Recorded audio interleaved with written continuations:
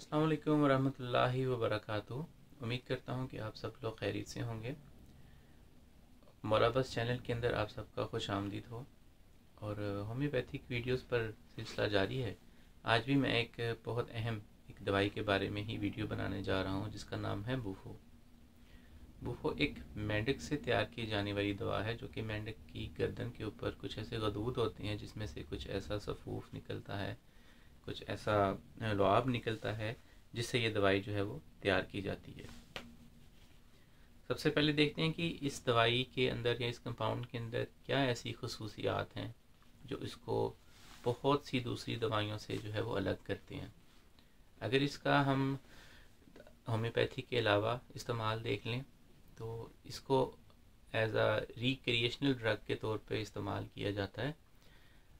एक शीशे के फ्लास्क के अंदर एक मर्तबान में रख कर इसको नीचे से हीट किया जाता है। जब इससे जो धुआं निकलता है उसको इनहेल करने के बाद जो शख्स है वो बहुत ज़्यादा अच्छा महसूस करता है और उसके तरफ दिमाग के अंदर कुछ ऐसे हार्मोन्स रिलीज़ होते हैं जो कि उसको बाद में उसकी रिक्रिएशनल डेवलपमेंट के लिए बहुत ज़्यादा फ़ायदेमंद साबित होते हैं। हमारे दिमाग के अंदर न्यूरॉन्स होते हैं, कुछ ऐसी वायरिंग्स होती हैं और कई दफ़ा वो वायरिंग ख़राब हो जाती हैं, डिस्ट्रॉय हो जाती हैं या उनमें प्रॉब्लम आ जाता है। उन दिमाग की न्यूरोलॉजिकल वायरिंग को ये दोबारा से रिपेयर करता है।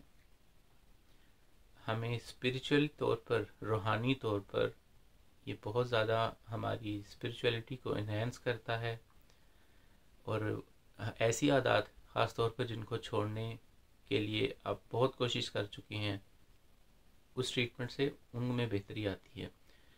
और जब ये दवाई वो लोग ले रहे थे तो उनके बाद में जब तज्जिया किया गया और उनके ख़यालात को नोट किया गया तो उसने कहा कि हमें ऐसा लगा है कि हमें खुदा नज़र आया है। किसी ने कहा हमें ऐसा लगा कि हमने इस दुनिया से बाहर निकल कर, दुनिया से बाहर निकलने वाली मखलूक है उसको देखा है। और बहुत से ऐसे एक्सपीरियंस वो बताते हैं जो कि बिल्कुल ही एक नई किस्म की दुनिया को हमारे सामने लेके आते हैं कि ये दवाई किस तरह से दिमाग पे असर करती है कि हमें ऐसी चीज़ें दिखाई देती हैं जो कि आम आँखों से देखना नामुमकिन है, या ये हमारे दिमाग के अंदर इस तरह के हार्मोन्स रिलीज़ करती है जो कि बहुत ज़्यादा एक्सट्रीम तौर पर हमें खुशी की तरफ, स्पिरिचुअलिटी की तरफ हमें लेकर जाते हैं, जिससे हमें अपने आप को जानने का मौका मिलता है और हमें उन चीज़ों को छोड़ने में आसानी होती है जो कि हम आम तौर पर छोड़ नहीं सकते। मिसाल के तौर पे किसी को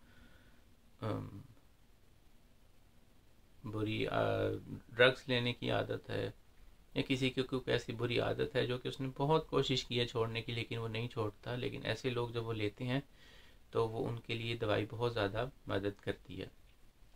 और जिन लोगों ने भी ये दवाई जो है वो इस्तेमाल की, उसको इनहेल किया, उनका ये कहना था कि ऐसे लगता है कि जैसे हम इस दुनिया में दोबारा आए हैं, क्योंकि वो तमाम चीज़ें, तमाम प्रॉब्लम्स जो उनके दिमाग में और उनकी चीज़ें जो जिन्होंने उनको जकड़ के रखा हुआ था वो उनके दिमाग से जो है वो निकल जाती हैं। अब देखते हैं कि होम्योपैथी के अंदर ये दवाई किस तरह इस्तेमाल की जाती है, इसके पेशेंट की क्या इलामात हैं, क्या क्या इसकी खसूसियात हैं कि जिससे ऐसे पेशेंट को पहचाना जा सकता है, और मज़ीद इसके कि और किस तरह से वो आपके दिमागी तौर पर पेशेंट जो है वो किस तरह से मुतासर होता है उन तमाम चीज़ों से जिनको ये दवाई जो है वो क्योर करती है। सबसे पहले देखा जाए कि ये दवाई कुछ आम दवाइयों से नज़ला, ज़ुकाम, खांसी, बुखार और जिस्मानी दर्दों से हटकर थोड़ी सी अलग प्रॉस्पेक्ट की तरफ हमें लेकर जाती है, जिसके अंदर जो कि तमाम इलामात जो हैं वो ज़हनी सलाहियतों और दिमाग पर असरअंदाज होने वाली चीज़ों से ताल्लुक़ रखते हैं। इसके मरीज़ की याददाश्त कमज़ोर हो जाती है। अगर इसकी बाकी इलामात भी हों तो बूफो जल्दी अमराज के लिए भी इस्तेमाल की जाती है। इसके अंदर बुढ़ापे का आंसर भी पाया जाता है। इसके अंदर सबसे मेन एक चीज़ जो है कि अगर किसी को बेराह रवी का शिकार है, यानी कि बदकारी की तरफ कोई चला गया है, तो उसके लिए ये उसके साइड इफ़ेक्ट्स के लिए बहुत अच्छी दवा है। अगर आपके जिस्म के अंदर तशन्नुज पाया जाता है, उसके लिए बहुत अच्छी दवा है। अगर आपकी मिर्गी, जिसे हम इंग्लिश में फिट्स कहते हैं, उसके लिए बहुत अच्छी दवाई है। इसके लिए किसी को अगर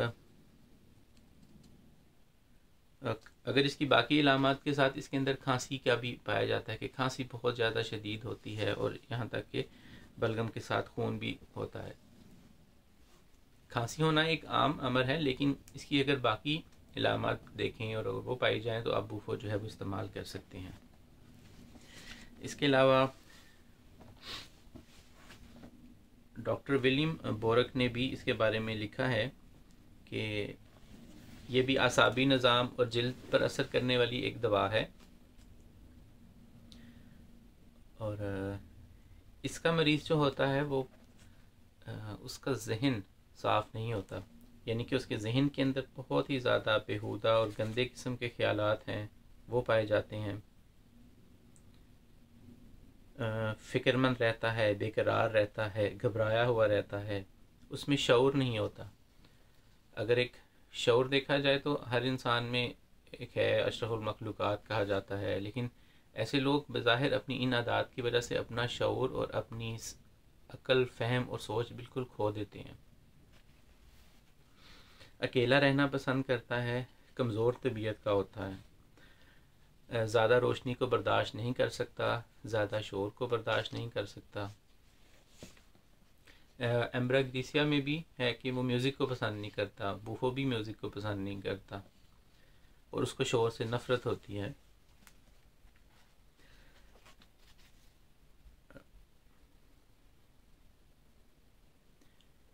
मर्दों के अंदर इसका देखा जाए तो अगर किसी को मैस्टरबेशन की बहुत ज़्यादा आदत है और उसकी वजह से, मैस्टरबेशन की वजह से उसके बदन नताइज देखने को मिलते हैं, या तो वो बिल्कुल नामर्दी की तरफ चले गए हैं, या कई लोगों को जब वो ये एक्ट करते हैं तो उनको मिर्गी का दौरा पड़ता है, या कई लोग जब अपने फ़िज़िकल रिलेशन की तरफ जाते हैं अपने पार्टनर के साथ तो उनको मिर्गी का दौरा पड़ता है। उसके लिए बहुत अच्छी दवाई है। ये सिर्फ इसी के लिए नहीं, अगर छोटे बच्चों को वैसे भी अक्सर मिर्गी का दौरा पड़ता है, अक्सर बच्चे ऐसे न्यूरोलॉजिकल बीमारियों का शिकार होते हैं, तो उसके लिए भी ये उसका क्योर है और उसके लिए इस्तेमाल की जा सकती है।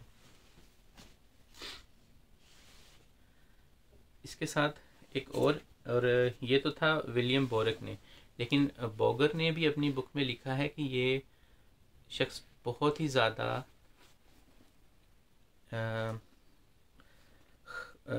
बदचलन और बुरी ख़ानदानी खसूसियात का हामिल होता है। मरीज़ घटिया जहनीत का हामिल है और घटिया अमराज का शिकार है। मरीज़ अखलाकी तौर पर बिगड़ा हुआ होता है। मरीज़ अहमक, बचकाना मजाज और मुंह दबाकर हंसने वाला और बेहुदा गुफ्तगू करता है, और अगर उसकी कोई बात ना समझे तो उसे गुस्सा आता है। मरीज़ हल्के दिमाग का होता है और मरीज़ मुनाफिक होता है, यानी कि उसके अंदर मुनाफिकत पाई जाती है। गर्मी से उसकी तकलीफ़ में ज़्यादा इजाफा हो जाता है, गर्म कमरे से, गर्म पानी से, लेकिन गर्म पानी में पाँव रखने से उसको सुकून मिलता है। बेहतरी उसकी किस तरह होती है? खुली हवा में जाने से, ठंडा पानी पीने से, ठंडे पानी से नहाने से उसको इन चीज़ों में आराम मिलता है। अब इसको थोड़ा सा थॉरली देखते हैं।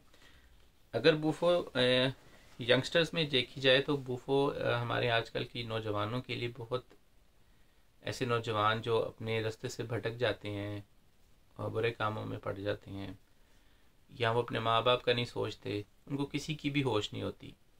यानी कहते हैं ना कि इस बच्चे को ना तो अपने माँ बाप की इज़्ज़त का है, ना अपनी इज़्ज़त का है, ना अपने ख़ानदान का है, और ये बहुत ऐसी किस्म की आदात का शिकार हो गया है, बुरी सोबत का शिकार हो गया है, बेराहरवी की तरफ चला गया कि इसको तो खुदा का भी खौफ नहीं रहा।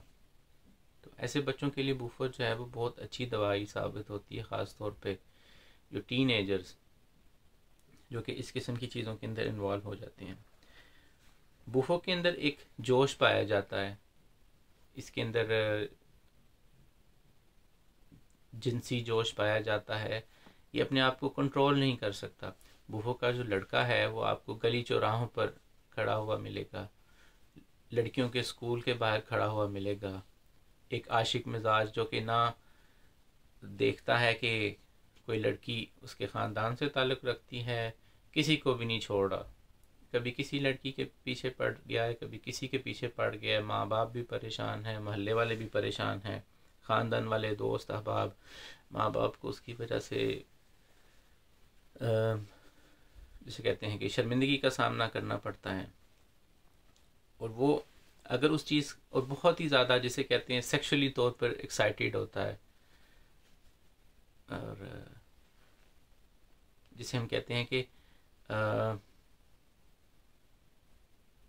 मेंटली, ये ज़ाहिर से सारी आदत जो है वो मेंटली तौर पे हैं, क्योंकि वो मेंटली तौर पर इसका डिस्टर्ब है, जिसकी वजह से उसको ख़ुद भी इस चीज़ का एहसास नहीं है कि वो क्या कर रहा है। इसके अंदर अगर वो इन चीज़ों का इजहार ओपनली करता है, यानी कि आप उसको देखते हैं कि वो ओपनली ऐसी चीज़ों में इन्वॉल्व है, तब भी दवाई बूफो बनती है। अगर ये चीज़ों का इजहार नहीं करता और हिडन है, तब भी दवाई बूफो बनती है। ख़ास तौर पे हर टीनेजर में ये एक वक्त आता है कि वो जब अपनी बॉडी का उसको पता चलता है और प्यूबर्टी आती है, तो उसको लाजमन ये चीज़ है कि कई बहुत सारे टीनेजर जो हैं वो मैस्टरबेशन की तरफ जाते हैं। उस मैस्टरबेशन की वजह से उनको अगर तो वो बहुत ज़्यादा इंटेंस हो जाए तो उसके लिए बूफो बहुत अच्छी दवा है। वो उस एक्साइटनेस को, जो सेक्सुअली एक्साइट हो जाते हैं, उस चीज़ को वो रोकती है, उस चीज़ को वो ख़त्म करती है, उस टेंडेंसी को वो रोकती है। तो इसके अंदर अगर बूफो, एसिड फॉस और चाइना इस्तेमाल की जाए तो बहुत अच्छा कॉम्बिनेशन है। और वो ना तो अपने माँ बाप का सोचता है, ना तो वो खुदा का सोचता है, ना ही उसकी नमाज की तरफ ध्यान है, ना ही कुरान करीम की तरफ ध्यान है, और ना ही वो किसी ऐसे दीनी काम की तरफ उसका रुझान है, क्योंकि उसका माइंड इतना ज़्यादा डिस्टर्ब हो चुका है कि उसका इन चीज़ों की तरफ ध्यान नहीं जाता, बल्कि उनका दूसरी चीज़ों की तरफ ध्यान जाता है।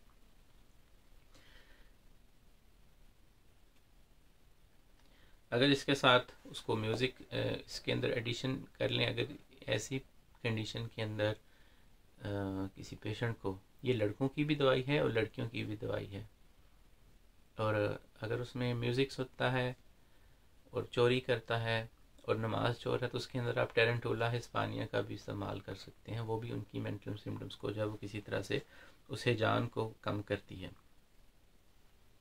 उस जुनूनी कैफियत को वो कम करती है। और अक्सर टीनेजर्स में ऐसा भी होता है कि जब वो अपने एक नॉर्मल सर्कल से निकलकर अपने आप को एक्सप्लोर करते हैं और अपनी इन चीज़ों के अंदर इन्वॉल्व होते हैं, तो उनका खुदकुशी की तरफ भी रुझान चला जाता है। जैसे कि एक केस है जो पढ़ा, और उसमें लिखा था कि एक लड़की है, टीनेजर है, और उसका रुझान लड़कियों की तरफ है। और ये आजकल कोई नई बात नहीं है, बहुत सारे केसेस ऐसे को मिलते हैं। या एक लड़का है जिसका रुझान लड़कों की तरफ है, जाहिर सी बात है कि उसके हार्मोन्स डिस्टर्ब हैं, उसको बूफो दवाई से फ़र्क पड़ता है और उसकी सुसाइड की टेंडेंसी भी ख़त्म हो जाती है, और उसको उस बूफो दवाई ने मेंटेन करके रखा हुआ है। तो इस तरह से बूफो जो है वो काम करती है। अब देखते हैं कि बूफो की जो इलामात मैंने आपको बताई थी, जिसमें जल्दी अमराज है, उसकी याददाश्त है, उसका बुढ़ापा है, वो किस तरह से है। बज़ाहिर तौर पर उसकी याददाश्त कमज़ोर होती है, जहन उसका धुंधलाया हुआ होता है। वो एक 60 या 70 साल का एक बूढ़ा आदमी होने के बावजूद भी बिल्कुल उसका जहन बिल्कुल बचगाना हो जाएगा, यानी कि उसको इस चीज़ की समझ ही नहीं लगेगी। सख्त ज़हनी थकावट महसूस करता है और ये उसकी जल्दी अमराज की तरफ भी निशानदेही करती है। गर्मी बर्दाश्त नहीं कर सकता, जिस्म के नीचे, जल्द के नीचे सुर्ख रगें उसकी उभर आती हैं और गर्म कमरे में बैठे तो तकलीफ़ उससे बर्दाश्त नहीं होती और वहाँ से वो निकलना पसंद करेगा। और तन्हाई पसंद होता है और तन्हाई से उसको तकलीफ़ होती है, लेकिन जब भी उसमें इस तरह की टेंडेंसी पाई जाए सेल्फ अब्यूज़ की, मैस्टरबेशन की, तो हमेशा बूफो के दिमाग के अंदर आएगा कि मैं किसी जगह पर जाऊं और अपने इस एक्ट को पूरा करूं। यानी कि वो अकेले कमरा ढूंढेगा, अकेली जगह ढूंढेगा जहां पर जाके वो मैस्टरबेशन कर सके। और अगर इस चीज़ के अंदर मैस्टरबेशन ज़्यादा करने से उसके बुरे नतीजे सामने आते हैं या अगर मर्द जो है वो इम्पोर्टेंस हो गया है, तो उसके लिए भी बूफो जो है वो दवाई बनती है। याद रहे कि इसके अंदर मैस्टरबेशन की टेंडेंसी टीनेजर में ही सिर्फ नहीं है, ये उसकी लास्ट एज तक जाती है।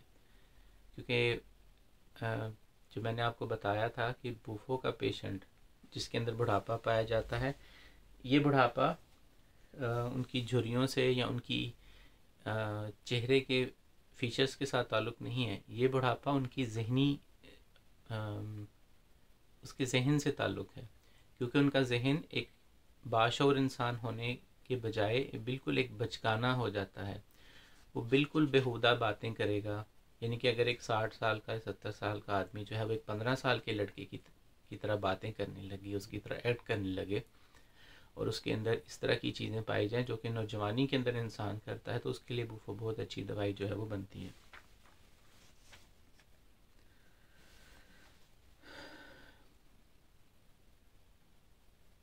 जी, और इसकी दिमागी सलाहियत आहिस्ता आहिस्ता कम हो जाती है। जैसे मैंने बताया कि वो घर में तो है एक बड़ी उम्र का शख्स जो घर में मौजूद है, उसके बात करने का तरीका ऐसा है कि वो उसकी पर्सनैलिटी के साथ मैच नहीं होता। उछल कूद कर रहा है, कभी मजाक कर रहा है, कभी किसी को छेड़ रहा है और उसको इतना भी शऊर नहीं कि घर के अंदर कोई गैर मर्द आया हुआ, यानी कि जिसकी फैमिली से नहीं रहा, उसके सामने अपनी बीवी से मजाक करेगा, उसको मना भी कर रही है, उसको छेड़ रहा है, बेहुदा मजाक करेगा, गंदे मजाक करना और उछल कूद बिल्कुल बच्चों की तरह, शक्लें बनाना और इस तरह करके जो कि उसकी पर्सनैलिटी के साथ मैच नहीं करती और बिल्कुल एक 15 या 16 साल के लड़के की तरह उछल कूद करेगा और अपने उस किरदार की से वो मासूमियत और बचपने से पहचाना जाता है। और अगर इस कैफियत का इलाज ना किया जाए तो वो आहिस्ता आहिस्ता एक पागलपन की तरफ चला जाता है और उसकी बात को समझना मुश्किल हो जाता है, यानी कि उसकी बात की आपको समझ नहीं लगेगी। यहाँ पर एक छोटी सी मैं आपको मिसाल देता हूँ कि एक लड़का है मेरे पास आया, उसने ये बताया कि उसके जो फादर इन लॉ थे बहुत अच्छे हैं, बहुत नमाजी हैं, कुरान पढ़ाते हैं, नमाज़ पढ़ते हैं, लोगों को दीन की तालीम देते हैं, लेकिन वो चीज़ें उनकी पर्सनैलिटी के साथ मैच नहीं होती। बाहर तो वो कहते हैं कि नमाज़ पढ़ो, घर में भी वो इसकी तरफ तवज्जो देते हैं, ठीक है, लेकिन उनकी शख्सियत के अंदर कुछ ऐसे पहलू हैं जो कि बिल्कुल मैच नहीं करते। यानी कि जब भी कभी घर में कोई मसले मसाइल हुए और मैंने उनसे बात की तो उन्होंने ऐसा बचगाना जवाब दिया कि जो बनता नहीं था।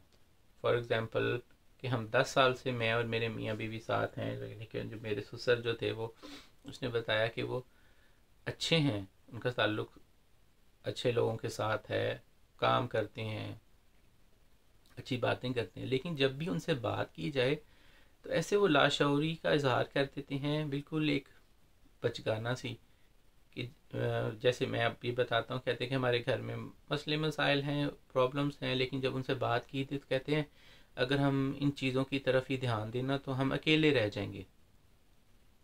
ठीक है, आप अकेले रह जाएंगे, लेकिन अगर उस चीज़ को देखा जाए कि 10 साल हो गए हैं ये तमाम प्रॉब्लम्स को, तो ये तो इस चीज़ का हल नहीं है, ये जवाब नहीं है। तो जब उनको बताया गया कि आपकी तरफ से ये प्रॉब्लम्स आ रही हैं या आपकी वाइफ की तरफ से ये प्रॉब्लम्स आ रही हैं जिसकी वजह से हमारा घर ख़राब हो रहा है, और जो कि सबको पता है कि जब कभी कोई लड़का या लड़की शादी करके आता है तो वो फिजिबल नहीं होता, सब कुछ अप डाउन होता है, सास तंग करती है, ससुर है या कोई ऐसा।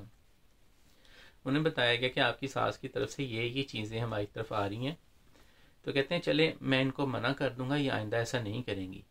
चलें, अच्छा हुआ आपने ऐसा बता दिया, मुझे तो इस चीज़ का इल्म ही नहीं था। अब वो शख्स अपनी बीवी के साथ 20 साल 30 साल से तो नहीं, 50 साल से ज़्यादा अरसे से शादीशुदा है और घर में रह रहा है। तो ऐसा बचकाना जवाब उसको सूट नहीं करता। फिर को बहुत ही सीरियस ऐसी बात हो रही तो आगे से हंस के जवाब देना, दबी दबी हंसी और इस तरह की चीज़ें। और दूसरा, मैंने उनसे पूछा कि क्या उनके अंदर मुनाफिकत भी पाई जाती है, इस चीज़ें भी? कहते हैं हाँ जी, वो चीज़ें उनका एक्ट और है, वो खुद किसी और तरह से काम करते हैं, लोगों को किसी और तरह से कहते हैं, लोगों को अच्छी बातें कहते हैं, लेकिन खुद उन्होंने बदला लेना है लोगों से, बहुत बुरी तरीके से बर्ताव करना है। और बज़ाहिर ये शख्स जो था वो बूफो का पेशेंट बनता है। और कुछ और भी ऐसी बुरी इखलाकी आदत थी जो कि उनमें पाई जाती थी, जो कि सिर्फ हम ये सोचते हैं कि सिर्फ टीनेजर्स के अंदर जो है वो पाई जाती हैं। और सबसे तकलीफ दह बात यह है कि ये चीज़ें 1 या 2 साल से नहीं थी, ये चीज़ें शुरू से थी उनके अंदर। वो उनके जब अगर हम मेडिकली तौर पे देखा जाए कि जब कभी भी कोई बीमारी आपके जिस्म में रहती है, अगर उसका तब क्योर ना किया जाए तो वो क्रॉनिक हो जाती है। और क्रॉनिक होने के बाद वो सबसे जो पूरा एक डिसएडवांटेज हमारे जिस्म को है कि वो हमारे जीन्स को डिस्टर्ब करती है, वो हमारे डीएनए को डिस्टर्ब करती है। और जब हमारा डीएनए डिस्टर्ब हो जाता है तो हमारी पैदा होने वाली औलाद जो है, हम ये तमाम चीज़ें उनके अंदर जो है वो ट्रांसफ़र कर देते हैं। मैं यहाँ पर मर्द की बात कर रहा हूँ, और उनकी औलाद में भी वो चीज़ें आती हैं। अब यहाँ पर उस शख्स को भी मिर्गी, उस शख्स को बूफो का पेशेंट था। अब जब उसके बेटे में आदत गई तो उसका बेटा भी वैसा निकला। उसका एक बेटा ऐसा नहीं निकला, उसके सारे बेटे वैसे निकले, उसके सारे बच्चे ही वैसे निकले। उसका कोई भी बच्चा जो है वो घर में जो है वो इस वक्त मतलब एक शादीशुदा ज़िंदगी नहीं गुजार रही। ये चीज़ें जो थी जब उसे देखेगी तो वो ख़ानदानी विरासती तौर पर ये बीमारी लेकर आए थे। उसके बेटे को मिर्गी के दौरे पड़ते हैं। उसका बेटा अब 40 साल से अबव का हो गया है, लेकिन अभी तक उसकी शादी नहीं हुई। उसकी 3-4 शादियां टूट चुकी हुई हैं।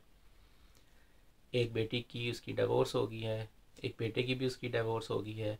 एक बेटा अपनी बीवी को मारता है, एक बेटे की बीवी उसे छोड़कर किसी और मुल्क में चली गई है। और आई थिंक यानी कि तमाम का तमाम ख़ानदान डिस्टर्ब हो गया। लेकिन उन साहब बहुत हशाश बचाश हैं, उनको कोई फ़र्क नहीं पड़ रहा। वो अपने रोज़मर्रा के काम कर रहे हैं, हंस रहे हैं, खा रहे हैं, व्हाट्सएप पे स्टेटस डाल रहे हैं। तो ये चीज़ जो है वो तकलीफ़ देती है।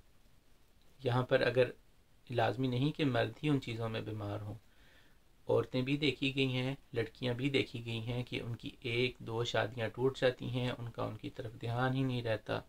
जिस तरह एक लड़का एक लड़की के साथ शादी के बगैर आजकल ताल्लुक़ कायम करता है और वो बहुत ही एक कॉमन मसला है, उसी तरह वो लड़कियां भी, उनकी बच्चे भी आगे से इसी तरह की चीज़ों में पड़ जाते हैं।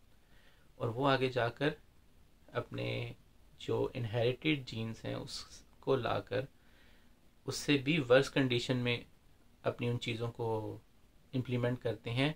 और जब आगे उनकी शादी होगी तो वो चीज़ें उनको जेनेटिकली तौर पर आएंगी और इन चीज़ों का इलाज करना बहुत ज़्यादा मुश्किल हो जाएगा।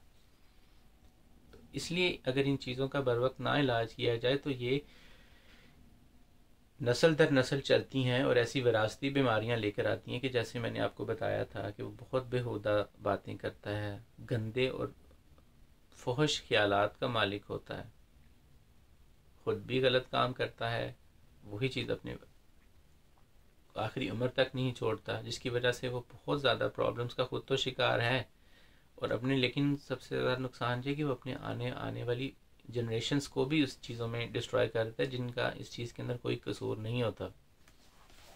तो इस तरह से ये काम जो है वो दवाई करती है। फिर इसके अंदर जल्दी इमराज का पाया जाना है। मरीज़ रफ्ता रफ्ता अपनी बात बताने और समझाने की सलाहियत को खो देता है। वो हकलाने लगता है, बुड़बुड़ाने लगता है, हकलाने लगता है और थतलाने लगता है। मरीज़ की बात समझना मुश्किल हो जाती है, जो कि उसको गुस्सा दिलाती है। लेकिन कुछ अरसा बाद मैंने जैसे बताया कि वो चीज़ें इतनी ज़्यादा क्रॉनिक हो जाती हैं कि उसकी बात समझने से भी कोई कासिर हो जाएगा, उसको समझ ही नहीं लगेगी कि वो बात क्या कर रहे हैं। जैसे कि मैंने खुद ऐसे पेशेंट्स देखे हैं कि जब कम्युनिकेशन हो रही थी तो उनको कोई बात समझाई जा रही थी, मेरे वो जहन में नहीं है, तो मैं तो पहले ये समझ रहा था कि शायद वो जो साहब हैं वो इन चीज़ों को डिनाई कर रहे हैं। मेरे इस वक्त जहन में नहीं है बात, लेकिन मैं आपको उसकी एग्जांपल दे देता हूँ कि जैसे उनसे पूछा गया कि आप बताएं कि ये दो किताबें हैं, अगर इन दो का वज़न ज़्यादा होगा या एक किताब का, तो उन्होंने जवाब दिया कि बहुत ही अजीब सा कि ये किताब मेरी नहीं है। उन्होंने कहा नहीं, मैं ये नहीं पूछ रहा कि ये किताब आपकी है या नहीं है, मैं ये पूछ रहा हूँ कि इस किताब का वज़न और इस किताब का वज़न अगर अकेला अकेला तोला जाए या इकट्ठा तोला जाए तो वो ज़्यादा होगा। यानी कि अगर इस एक, मेरे पास ये एक बुक है और ये एक बुक है, अगर मैं इसका वज़न करूं, इसका वेट करूं, ये ज़्यादा होगा या ये 2 या 3 किताबों का वज़न करूं तो ज़्यादा होगा। तो उन्होंने कहा कि नहीं, मैंने आपको बताया ना कि ये तीनों किताबें मेरी नहीं हैं। उन्होंने कहा, मैंने उन्हें बताया कि वो आपसे पूछ रहे हैं कि ये किताबों का वज़न ज़्यादा होगा या कम होगा। कहते अच्छा ठीक है, जो आप समझ लें वही होगा ना, आप तो हमें जानते हैं, हमने कोई गलत बात थोड़ी करनी है ना, हमने पहले झूठ बोला है। जो आप वज़न करके देख लें, जो आपके जहन में आता है मेरे ख्याल से वही वज़न होगा। और भी बहुत ज़्यादा ऐसी थी, मेरे जहन में नहीं रही। तो मैंने सोचा कि ये कम्युनिकेशन वैसी तो नहीं थी कि यहाँ पर बयान की जा सके, लेकिन बहुत ही, तब मैंने सोचा कि शायद वो उन चीज़ों को डिनाई कर रहे हैं वहाँ पे। लेकिन बाद में पता चला कि वो मेंटली तौर पे इतने डिस्टर्ब थे कि वो अपना शऊर और अपनी समझ खो चुका हुआ था इंसान। और उसके चेहरे से बुढ़ापा पता चलता था, उसकी बातों से बचपना झलकता था, क्योंकि वो मुसलसल हंसता रहा है, चीज़ें रहा है।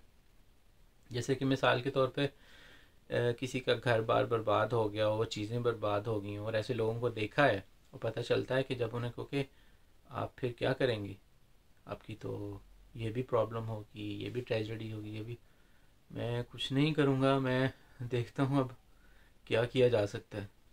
ऐसे दबी सी हंसी। तो वो उनको किसी साहब ने बोला कि आप ऐसा क्यों हंस रहे हैं, आप में सेंस नहीं है, आपका सब कुछ ख़राब हो गया, आपका पूरा ख़ानदान ख़राब हो गया। तो वो आगे से फिर उनके सामने हंस रहे थे। ये है बुफो का पेशेंट। वो चीज़ें, उसको शऊर ही नहीं रह गया इतना कि उसका माइंड इतना डिस्टर्ब हो गया हुआ कि वो मुसलसल हंसी जा रहा, और अपनी भी इंसल्ट कर रहा है, अपनी एज की भी इंसल्ट कर रहा है, अपने उस रुतबे की भी इंसल्ट कर रहा है, लेकिन उसको समझ में नहीं आ रही। और अमूमन यही देखा गया कि ऐसे वालिदैन जो हैं, ऐसे वालिद जो हैं, वो आगे जाकर ऐसी जनरेशन्स को, ऐसी औलाद पैदा करते हैं जिनके अंदर ज़ाहरी तौर पर वो चीज़ें जेनेटिकली ट्रांसफ़र हो जाती हैं, उनके डीएनए के थ्रू, उनके जीन्स के थ्रू, जो कि उनमें भी वो वर्स कंडीशन पैदा करती हैं। और वो एक वक्त आता है कि बिल्कुल ऐसे लगता है कि ना उनको इस दुनिया की होश है ना से। और जब उन ऐसी बातों को हम तरबीती तौर पर देखते हैं तो हमारे बड़ों से हमें सुनने को मिलता है कि वो बेचारा ना बहुत तकलीफ़ में है। ऐसे लगता है कि जैसे उसने अपनी ज़िंदगी इतनी ख़राब कर ली है, तो हम तो बस ये सोचते हैं कि अल्लाह ताला ना ऐसी आजमाइश जो उसके वालिदैन पर आई है ना, उसके वालिदैन को इस दुनिया से उठा ले, जो कि बहुत ही तकलीफ़ दे ये बात होती है। तो ये थी बूफो के बारे में चीज़ें, कि बूफो बहुत अच्छी दवाई है जो कि इंसान के उस जोश, उस एक्साइटनेस को ख़त्म करती है। ऐसा एक्साइटनेस जो कि ना वो माँ बाप का देख रहा है, ना किसी का, ना सोसाइटी का, ना खुदा का। और वो एक्साइटनेस, वो चीज़ें उसको इतनी डिस्ट्रॉय कर रही हैं कि उसने बिल्कुल एक आंधी और तूफान की तरह वो बढ़ता ही आगे चली जा रहा है, बढ़ता ही चली जा रहा है।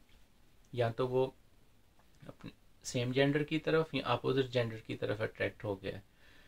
और बजाय इसके कि एक जो नेचुरली प्रोसेस है शादी का, उसका दिल करेगा कि मैं इन्हीं चीज़ों में पड़ा रहूँ, बस यही करता हूँ। और करता करता करता करता वो अपने आप को इम्पोटेंसी की तरफ चला जाता है। एक मर्द या एक औरत भी इस तरफ चली जाती है कि उसके बच्चे नहीं हो सकते, या ऐसा मर्द जो है वो उसके बच्चे नहीं हो सकते, उसके लिए जो है वो बूफो बहुत अच्छी दवाई है। तो उम्मीद है मेरी वीडियो आपको अच्छी लगी होगी। मैंने कोशिश की कि एक लिमिटेड अल्फाज के अंदर इन चीज़ों का बयान कर दूं, क्योंकि कुछ चीज़ें हम सबको मालूम होती हैं लेकिन उनको इतना ओपनली बोलने का ना तो कोई फ़ायदा है और वो चीज़ें मुनासिब भी नहीं लगती। तो इस वजह से मैंने कोशिश की कि जितना कम अल्फाज के अंदर इस चीज़ को बयान कर सकूँ बेहतर तरीके से, वो आपको कर दिया। इसके साथ और भी काफ़ी दवाइयाँ हैं, क्योंकि ये मेंटली और फिज़िकली और ये जो सेक्सुअली प्रॉब्लम्स आती हैं, इसकी एक दवाई नहीं होती।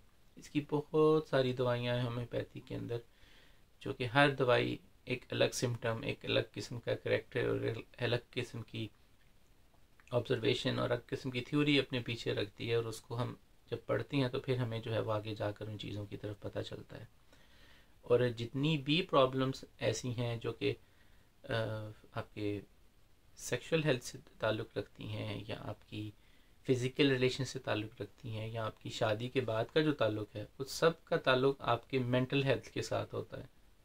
तमाम की तमाम चीज़ों का ताल्लुक़, जब तक आप उस अपनी मेंटल हेल्थ को ठीक नहीं करेंगे तब तक वो चीज़ें ठीक नहीं होंगी। तो बजाय इसके कि आप सेल्फ मेडिकेशन करें, बुक से पढ़ के मेडिसिन करें, या किसी रिसाले से पढ़ के, या किसी मैगज़ीन से, या किसी ऐसी रेमेडीज़ की बुक से, बेहतर है कि किसी अच्छे होम्योपैथ को कंसल्ट करें। और उसके अंदर हिस्ट्री बहुत इम्पॉर्टेंट है, एक एक चीज़ बहुत ज़्यादा इम्पॉर्टेंट होगी। तो उसके बाद जब आप अपने मेंटल और फिज़िकल सिम्टम्स पर वर्कआउट करके, उनको नोट डाउन करके एक डॉक्टर से इलाज करेंगे तो इंशाअल्लाह ताला ज़रूर फ़र्क पड़ेगा। आखिरी बात मैं ये कहना चाहूँगा कि बेहतर है कि अगर आप अपने बच्चे के अंदर, अपनी बेटी के अंदर, अपने अंदर, या अपने खामन के अंदर, या अपना खामन अपनी बेटी, बच्ची या अपनी बीवी के अंदर कोई ऐसी चीज़ छोटी नोट करता है, तो बजाय इसके कि 20 या 30 साल इंतज़ार करके उस चीज़ को सफ़र करके, ख़ुद भी सफ़र करें, अपने पेरेंट्स को भी सफ़र करवाएं, अपने वालिदैन को, बच्चों को, फैमिली को, और वो चीज़ें क्रॉनिक हो जाएं, तो अगर उस चीज़ का पहले दिन से ही इलाज कर लिया जाए तो शायद वो चीज़ 1 या 2 हफ्ते या महीने में ठीक हो जाए। क्योंकि ऐसे लॉन्ग टर्म इलाज जो कि आज मैंने बताया है, ये 1 या 2 महीने खाने से ठीक नहीं होंगे। इसके लिए आपको साल साल, 2-2 साल या 3-3 साल, और अगर 5-5 साल भी दवाई खानी पड़े तो भी आपको खुदा का शुक्र अदा करना चाहिए। क्योंकि डॉक्टर हानिमन ने कहा था कि अगर 5 साल दवाई खाने के बाद आपका इलाज यानी कि सिम्टम्स ठीक हो जाती हैं, तो आपको उस पैदा करने वाले का, क्योंकि हानिमन का खुदा ताला पे बहुत यकीन था, और उसने कहा था कि अगर इतने साल दवाई खाने के बाद आपको आराम आ जाए तो आपको खुदा का शुक्र अदा करना चाहिए। तो इसलिए क्या बेहतर नहीं है कि हम उन चीज़ों को, उसके रूट कॉज को उसी वक्त ही पकड़कर उन चीज़ों को कर लिया जाए, तो बज़ाहिर हमें उन चीज़ों को इतना वक्त इंतज़ार ना करना पड़े। हम ऐसी बहुत सी चीज़ों से बच सकते हैं, हम ऐसी बहुत सी परेशानियों से बच सकते हैं जो कि हम उन छोटे बच्चों के लिए करते हैं जिनके लिए हम ये सब कुछ कर रहे हैं, और ये हम ना चाहते हुए भी ये बीमारियां उनके अंदर मुंतकिल कर देते हैं, और वो हमारी बिल्कुल एक कॉपी बनकर इस दुनिया में आते हैं, और उनका जीन्स और डीएनए आप से पहले डेवलप हो चुका होता है, और वो छोटी उम्र से उन चीज़ों के अंदर पड़ जाते हैं। तो क्या बेहतर नहीं है कि आप अपने आप को खुद से जानें, अपने पार्टनर से पूछें, अपने माँ बाप से पूछें, और यहाँ पर सबसे ज़्यादा रोल जो है वो वालिदैन का है। वालिदैन खुद इन चीज़ों को देखें, उन चीज़ों को देखें, बजाय इसके कि पूछें कि 25 साल की उम्र में हमारा बेटा या बेटी डिप्रेशन में है। आपको ये चीज़ें मानने में नहीं आती कि आप 15 साल के थे, यानी कि आपका बेटा या बेटी 15 साल का था और आपको इन चीज़ों का इल्म नहीं था। ये बहुत लंबी एक डिस्कशन है। आपको इन चीज़ों का इल्म तो होगा, लेकिन आप शायद अपने आप में थे या पैसे कमाने के चक्कर में थे, क्योंकि जब आपने अपनी एक जगह और एक चीज़ को, जिस चीज़ को पाने के लिए किया, वो आपके बच्चे थे, आपकी औलाद थी। क्योंकि कोई भी शख्स इसलिए अपने मुल्क और अपनी चीज़ों को नहीं छोड़ता कि वो पैसा कमा सके, सिर्फ वो इसलिए छोड़ता है कि वो अपनी फैमिली को बेहतर कर सके। तो ऐसी फैमिली को बाहर लाने का, उनको पालने का, उनको पैदा करने का फ़ायदा तभी होगा जबकि हम उनकी मेंटल और फिज़िकल हेल्थ के बारे में सोचें। क्योंकि 25 और 30 साल के बाद जो आपने बच्चे का ट्रीटमेंट किया है, वो उसके लिए कितना पेनफुल है, आपके लिए कितना पेनफुल है, और उस बच्चे के साथ जिसकी शादी होगी या एक ऐसी बच्ची के साथ जिसकी शादी होगी, उसका क्या कसूर है इस दुनिया में, या उनके आने वाले बच्चे का क्या कसूर है जो कि इन बीमारियों को जेनेटिकली अपने जीन्स के अंदर डेवलप करके इस दुनिया में आया है। तो थोड़ा सा मेरे ख्याल से सोचने की ज़रूरत है। हम अपनी इर्द गिर्द की दुनिया से, अपने खाने पीने, इन ड्रामों, टीवी और रिश्तेदारों की चीज़ों से निकल कर अपने थोड़ा सा अगर औलाद के बारे में सोच लें, तो मेरे ख्याल से हमें आजकल की दुनिया से इतना नुकसान नहीं होगा कि जितना आजकल कुछ लोगों के जब मैसेज और चीज़ें आती हैं तो बड़ी तकलीफ़ होती है सुन के। और कि स्टेप बाय स्टेप पहले एक शादी हुई, फिर दूसरी हुई, पहली बीवी शायद ये खामन फोत हो गया। ऐसे लगता है कि जैसे ऐसे लोगों की किस्मत में ही वो चीज़ें लिखी जा चुकी हैं और इसके अंदर और किसी का कसूर नहीं होता। माज़रत के साथ सिर्फ वालिदैन पर ही चीज़ ये डिपेंडेंट नहीं है, लेकिन ज़्यादातर केसेस के अंदर जो है वो वालिदैन का कसूर होता है, क्योंकि वो ना तो शादी करते हुए सोचते हैं, ना ही अपनी शादी करते हुए उन्होंने सोचा था। और इस किस्म की क्रॉनिक चीज़ें लेकर जब बच्चे आते हैं तो हमारे बच्चे जो हैं वो बहुत सारी प्रॉब्लम्स का शिकार होते हैं, जिसमें ADHD है, एंजाइटी है और ऑटिज़म है। या ऐसे बच्चे तो मेंटली तौर पर रिटार्डेड पैदा होते हैं बाय बर्थ। माँ के उस प्रेगनेंसी के दौरान कुछ ऐसा नहीं हुआ होता, बल्कि वो जेनेटिकली इन चीज़ों को लेकर अपने जो जीन्स बाप की तरफ से माँ के अंदर गया है, जिस स्पर्म से वो पैदा हुआ है बच्चा, जिस स्पर्म से उसकी जो प्रेगनेंसी कंसीव हुई है, उसी में उसका DNA और उसका सारा जीन्स छुपा होता है। और जब तक वो जीन्स उसमें जाएगा, वो बच्चे की अगर आपका हेल्दी नहीं है तो जाहिर सी बात है फिर बच्चे जो हैं वो इन किस्म की प्रॉब्लम्स का शिकार होंगे, जो कि हम आजकल इस दुनिया में देख रहे हैं कि वालिदैन बहुत ज़्यादा परेशान हैं। तो इसलिए वीडियो काफ़ी ज़्यादा लंबी होगी। उम्मीद करता हूँ कि मेरी इस वीडियो आपको अच्छी लगी होगी। अगर आपका कोई सवाल हो तो आप इस वीडियो के नीचे पूछ सकते हैं, या मेरा नंबर जो है या व्हाट्सएप के ऊपर मैसेज कर सकते हैं, तो मैं कोशिश करूँगा उसका जवाब देने की। तो अगली वीडियो के अंदर किसी नए टॉपिक के साथ आपकी खिदमत में हाज़िर होऊंगा। अस्सलाम वालेकुम वरहमतुल्लाहि वबरकातुहू।